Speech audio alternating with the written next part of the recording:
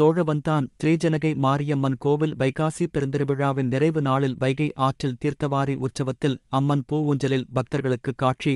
மதுரை மாவட்டம் சோழவந்தான் ஸ்ரீஜனகை மாரியம்மன் கோவில் வைகாசி திருவிழா 17வது நாளில் மாலையில் கோவிலில் உள்ள கொடிமரத்தில் கொடி இறக்கும் வைபவம் நடந்தது.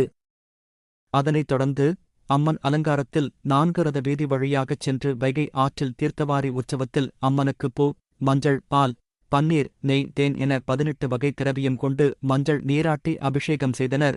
தொடர்ந்து வைகையாற்றில் நடுவே பூ அலங்கார மேடையில் அம்மன் சர்வ அலங்காரத்தில் பூவூஞ்சலில் காட்சியளித்தார். இதனை அடுத்து கோவில் பூசாரிகள் சண்முகம், கண்ணன் அம்மனுக்கு தீபாராதனை செய்து பக்தர்களுக்கு விபூதி குங்குமம் பிரசாதம் வழங்கினர்.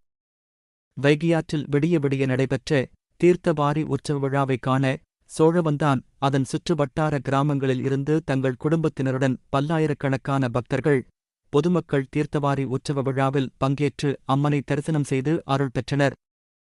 பாதுகாப்பு ஏற்பாடுகளை மாவட்ட கண்காணிப்பாளர் அரவிந்த்குமார் உத்தரவின் பேரில் சமிநல்லூர் துணை கண்காணிப்பாளர் அரவிந்த்ராஜ், சோழவந்தான் காவல் நிலைய ஆய்வாளர் செல்லப்பாண்டி தலைமையில் பெண் போலீசார்களுடன் 200க்கும் அதிகமான போலீசார்கள் பாதுகாப்பு பணியில் ஈடுபட்டிருந்தனர்.